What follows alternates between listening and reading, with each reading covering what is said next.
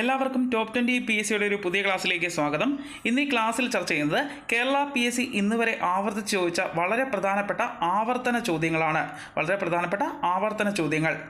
ഇന്ത്യയിൽ ആദ്യമായി കോവിഡ് ബാധിച്ച് മരണപ്പെട്ട മന്ത്രിയായ കമൽ റാണി വരുൺ ഏത് സംസ്ഥാനത്തെ മന്ത്രിയാണ്? ഉത്തർപ്രദേശ്.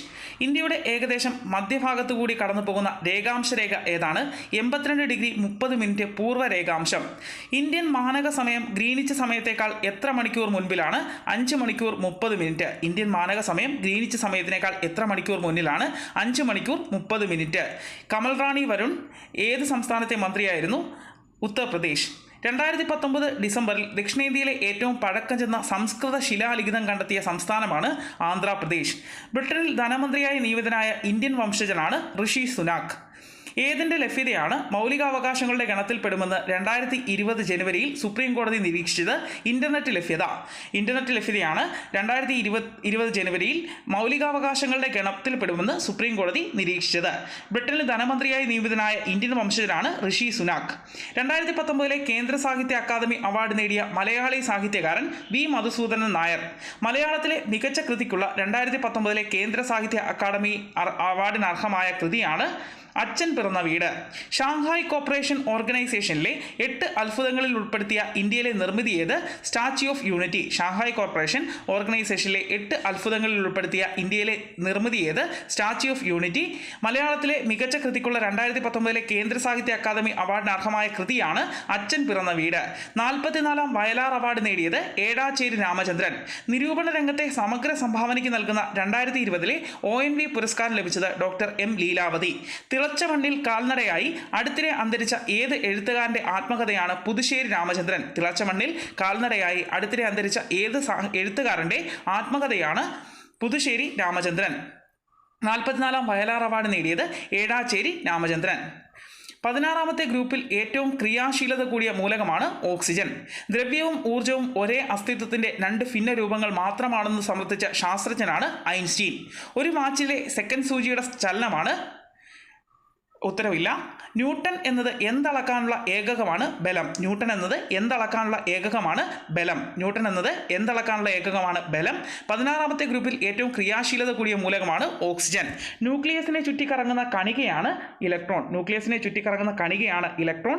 ഇരുമ്പിന്റെ ധാതുവാണ് ഹേമറ്റൈറ്റ്. കോൾ ഗ്യാസിൽ ഏറ്റവും കൂടുതലുള്ളത് ഹൈഡ്രജൻ ആണ്. വാഷിംഗ് സോപ്പിൽ ഉപയോഗിച്ചിരുന്ന രാസസംയുക്തമാണ് സോഡിയം ഹൈഡ്രോക്സൈഡ്. ഉപയോഗിച്ചിരിക്കുന്ന രാസസംയുക്തമാണ് സോഡിയം ഹൈഡ്രോക്സൈഡ്. കോൾ ഗ്യാസിൽ ഏറ്റവും കൂടുതലുള്ളത് ഹൈഡ്രജൻ ആണ്. ഇരുമ്പിന്റെ ധാതുവാണ് ഹേമറ്റൈറ്റ്. ന്യൂക്ലിയസിനെ ചുറ്റിക്കറങ്ങുന്ന കണികയാണ് ഇലക്ട്രോൺ. ബ്രിട്ടീഷുകാരുടെ നികുതി വ്യവസ്ഥയെ ചോദ്യം ചെയ്ത കലാപത്തിൽ പങ്കെടുത്ത ഗോത്ര വിഭാഗക്കാരാണ് കുറിച്യർ കുറുമ്പർ. സർക്കാർ ജോലികളിൽ തിരുവിതാംകൂറുകാർക്ക് മതിയായ പ്രാതിനിധ്യം ആവശ്യപ്പെട്ടുകൊണ്ട് നടന്ന സംഭവം ഏത്?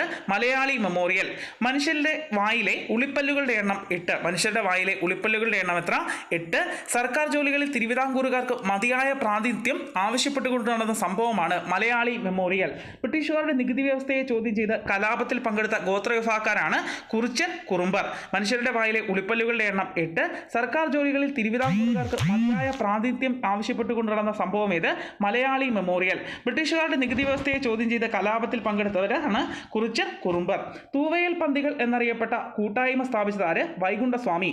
സാരഞ്ജിനി പരിണയം എന്ന സംഗീത നാടകത്തിന്റെ കർത്താവ് അയ്യത്താൻ ഗോപാലൻ. അഞ്ചുതെങ്ങ് കോട്ട സ്ഥിതി ചെയ്യുന്ന ജില്ല തിരുവനന്തപുരം.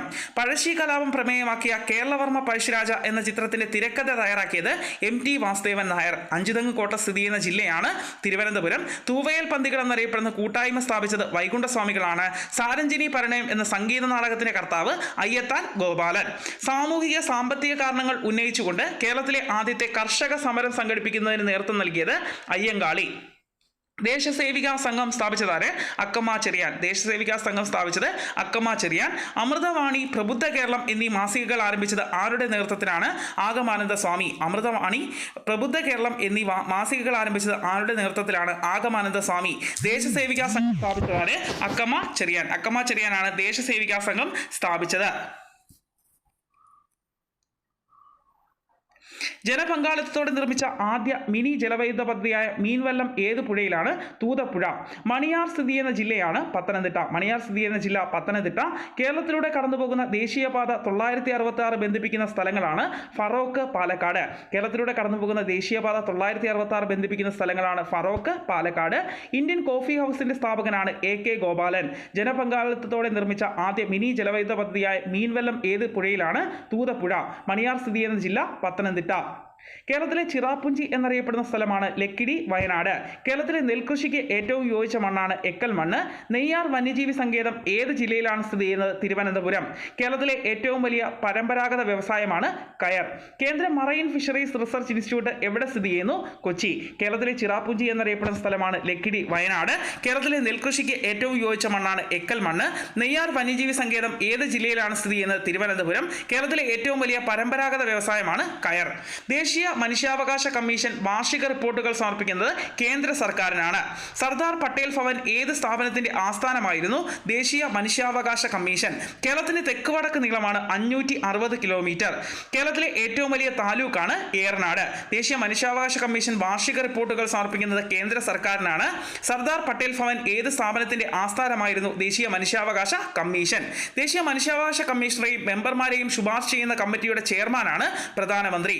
ദേശീയ മനുഷ്യാവകാശ കമ്മീഷണറെയും മെമ്പർമാരെയും ശുപാർശ ചെയ്യുന്ന കമ്മിറ്റിയുടെ ചെയർമാനാണ് പ്രധാനമന്ത്രി. ദേശീയ വനിതാ കമ്മീഷന്റെ പ്രഥമ അധ്യക്ഷ ആരായിരുന്നു? ജയന്തി പട്നായിക്. ദേശീയ മനുഷ്യാവകാശ കമ്മീഷൻ ചെയർമാന്റെയും മെമ്പർമാരുടെയും കാലാവധിയാണ് 3 വർഷം അല്ലെങ്കിൽ 70 വയസ്സ്. ദേശീയ മനുഷ്യാവകാശ കമ്മീഷൻ ചെയർമാന്റെയും മെമ്പർമാരുടെയും കാലാവധി 3 വർഷം അല്ലെങ്കിൽ 70 വയസ്സ്. ദേശീയ വനിതാ കമ്മീഷന്റെ പ്രഥമ അധ്യക്ഷ ആരായിരുന്നു? ജയന്തി പട്നായിക്. ദേശീയ മനുഷ്യാവകാശ കമ്മീഷനെയും മെമ്പർമാരെയും ശുപാർശ ചെയ്യുന്ന കമ്മിറ്റിയുടെ തലവൻ പ്രധാനമന്ത്രി. ഇന്ത്യൻ പൗരന്റെ മൗലികാവകാശത്തിൽ ഉൾപ്പെടാത്ത അവകാശമാണ് സ്വത്തവകാശം. ഇന്ത്യൻ ഭരണഘടനയുടെ ആർട്ടിക്കിൾ 17 എന്തുമായി ബന്ധപ്പെട്ടിരിക്കുന്നു? അയിത്ത നിർമ്മാർജ്ജനം. ഇന്ത്യൻ ഭരണഘടനയുടെ ആർട്ടിക്കിൾ 17 എന്തുമായി ബന്ധപ്പെട്ടിരിക്കുന്നു? അയിത്ത നിർമ്മാർജ്ജനം. 6 മൗലിക സ്വാതന്ത്ര്യങ്ങളെക്കുറിച്ച് പ്രതിപാദിക്കുന്ന ഭരണഘടനാ അനുച്ഛേദമാണ് 19-ാം അനുച്ഛേദം. 6 മൗലിക സ്വാതന്ത്ര്യങ്ങളെക്കുറിച്ച് പ്രതിപാദിക്കുന്ന ഭരണഘടനാ അനുച്ഛേദമാണ് 19-ാം അനുച്ഛേദം.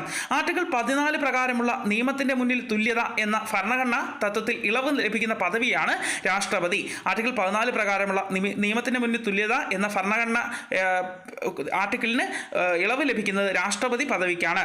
ഏറ്റവും കൂടുതൽ കാലം രാഷ്ട്രപതിയായി സേവനമനുഷ്ഠിച്ചത് ഡോക്ടർ രാജേന്ദ്ര പ്രസാദ്. ഇന്ദിരാഗാന്ധി വധിക്കപ്പെട്ട സമയത്ത് രാഷ്ട്രപതിയായിരുന്നത് ഗ്യാനി സെയിൽ സിംഗ്. മൗലികാവകാശങ്ങൾ നിഷ്പ്രഭമാകുന്നത് അടിയന്തരാവസ്ഥ കാലത്താണ്. മൗലികാവകാശങ്ങൾ നിഷ്പ്രഭമാകുന്നത് അടിയന്തരാവസ്ഥ കാലത്താണ്. ഇന്ദിരാഗാന്ധി വധിക്കപ്പെട്ട സമയത്തെ രാഷ്ട്രപതി ഗ്യാനി സെയിൽ സിംഗ്. രാജാറാം മോഹൻ റോയ് വേദാന്ത കോളേജ് സ്ഥാപിച്ചത് എവിടെയാണ്? കൽക്കത്ത. ഇന്ത്യയുടെ വിദേശ നയത്തിന്റെ മുഖ്യ ശില്പിയാര്? ജവഹർലാൽ നെഹ്റു. മഹാത്മാഗാന്ധി തന്റെ രാഷ്ട്രീയ പിൻഗാമിയായി പ്രഖ്യാപിച്ചത് ആരെയാണ്? ജവഹർലാൽ നെഹ്റു. ഗാന്ധിജി ചമ്പാരൻ സത്യാഗ്രഹം നടത്തിയ വർഷം 1917. ഗാന്ധിജി ചമ്പാരൻ സത്യാഗ്രഹം നടത്തിയ വർഷം 1917. മഹാത്മാഗാന്ധി തന്റെ രാഷ്ട്രീയ പിൻഗാമിയായി പ്രഖ്യാപിച്ചത് ജവഹർലാൽ നെഹ്റു. ഇന്ത്യയുടെ വിദേശ നയത്തിന്റെ മുഖ്യ ശില്പി ജവഹർലാൽ നെഹ്റു. 1857 മഹത്തായ വിപ്ലവത്തിന് നേതൃത്വം നൽകിയ മുഗൾ ചക്രവർത്തിയാണ് ബഹദൂർ ഷാ II. ഏത് ഗവർണർ ജനറലിന്റെ കാലത്താണ് റവന്യൂ ബോർഡ് രൂപീകരിച്ചത്? Warren Hastings. ഏത് ഗവർണർ ജനറലിന്റെ കാലത്താണ് റവന്യൂ ബോർഡ് രൂപീകരിച്ചത്? Warren Hastings. ആധുനിക ഇന്ത്യയിലെ സാമൂഹ്യ പരിഷ്കരണ പ്രസ്ഥാനങ്ങളുടെ പ്രഭാത നക്ഷത്രം എന്നറിയപ്പെടുന്നത് രാജാറാം മോഹൻ റോയ്. ആധുനിക ഇന്ത്യയിലെ സാമൂഹ്യ പരിഷ്കരണ പ്രസ്ഥാനങ്ങളുടെ പ്രഭാത നക്ഷത്രം എന്നറിയപ്പെടുന്നത് രാജാറാം മോഹൻ റോയ്. സിന്ധുവിന്റെ ഏറ്റവും വലിയ പോഷക നദിയാണ് ചിനാബ്. ഇന്ത്യയിലെ ശൈത്യകാലം ഏത്? ഡിസംബർ, ഫെബ്രുവരി. ഇന്ത്യയിലെ ഏറ്റവും ഉൽപാദനക്ഷമത കൂടിയ മണ്ണിനമേത്? എക്കൽ മണ്ണ്. കോർബറ്റ് ദേശീയ പാർക്കിൽ പ്രധാനമായും ഏത് ജീവിയുടെ സംരക്ഷണമാണ് ലക്ഷ്യമിട്ടിട്ടുള്ളത്? കടുവ. വേടന്തങ്കൽ പക്ഷി സങ്കേതം സ്ഥിതി ചെയ്യുന്ന സംസ്ഥാനമാണ് തമിഴ്നാട്. ഇന്ത്യയിലെ രണ്ടാമത്തെ പോർച്ചുഗീസ് വൈസ്രോയിയാണ് Alfonso de Albuquerque. Alfonso de അൽബുക്കർക്കാണ് ഇന്ത്യയിലെ രണ്ടാമത്തെ പോർച്ചുഗീസ് വൈസ്രോയി. ഇന്ത്യയിലെ ഏറ്റവും പഴക്കമുള്ള പർവ്വതനിരയാണ് ആരവല്ലി. ഇന്ത്യയിലെ ഏറ്റവും പഴക്കമുള്ള പർവ്വതനിര ആരവല്ലി. ഡെക്കാൻ പീഠഭൂമിയുടെ കിഴക്ക് ഭാഗത്തുള്ള മലനിരയാണ് പൂർവ്വഘട്ടം. ഡെക്കാൻ പീഠഭൂമിയുടെ കിഴക്ക് ഭാഗത്തുള്ള മലനിര പൂർവ്വഘട്ടം. അറബിക്കടൽ നദീവ്യൂഹത്തിൽ ഉൾപ്പെടാത്ത നദിയാണ് മഹാനദി. അറബിക്കടൽ നദീവ്യൂഹത്തിൽ ഉൾപ്പെടാത്ത നദിയാണ് മഹാനദി. ഇന്ത്യയിലെ ഏറ്റവും പഴക്കമുള്ള പർവ്വതനിരയാണ് ആരവല്ലി. ഡെക്കാൻ പീഠഭൂമിയുടെ കിഴക്ക് ഭാഗത്തുള്ള മലനിരയാണ് പൂർവ്വഘട്ടം. അറബിക്കടൽ നദീവ്യൂഹത്തിൽ ഉൾപ്പെടാത്ത നദിയാണ് മഹാനദി. നർമ്മദ, പെരിയാർ, സിന്ധു എന്നിവ അറബിക്കടൽ മഹായുഗത്തിൽ ഉൾപ്പെടുന്ന നദികളാണ്. 2020 മാർച്ചിൽ മധ്യപ്രദേശിലെ ഭരണമാറ്റത്തിൽ മുഖ്യമന്ത്രിയായി നിയമിതനായതാര് Shivraj Singh Chouhan. US court of അപ്പീൽസിൽ ചീഫ് ജഡ്ജിയായി നിയമിതനായ ആദ്യ ഇന്ത്യൻ വംശജനാണ് ശ്രീനിവാസൻ. ഇന്ത്യയുടെ രേഖാംശീയ വ്യാപ്തി ഏകദേശം എത്ര ഡിഗ്രിയാണ്? 30 ഡിഗ്രി. ഇന്ത്യൻ മാനക സമയം കണക്കാക്കുന്നത് ഏത് രേഖാംശ രേഖയെ അടിസ്ഥാനമാക്കിയാണ്? 82 ഡിഗ്രി 30 മിനിറ്റ് പൂർവ്വ രേഖാംശം. എല്ലാവർക്കും ടോപ്പ് 20 PSCയുടെ ക്ലാസ്സുകൾ ഇഷ്ടപ്പെട്ടാൽ ലൈക്ക് ചെയ്യുക, ഷെയർ ചെയ്യുക, സബ്സ്ക്രൈബ് ചെയ്യുക. നിങ്ങളുടെ വിലയേറിയ നിർദ്ദേശങ്ങൾ കമൻറ്റ് ചെയ്യുക. എല്ലാവർക്കും നന്ദി, നമസ്കാരം.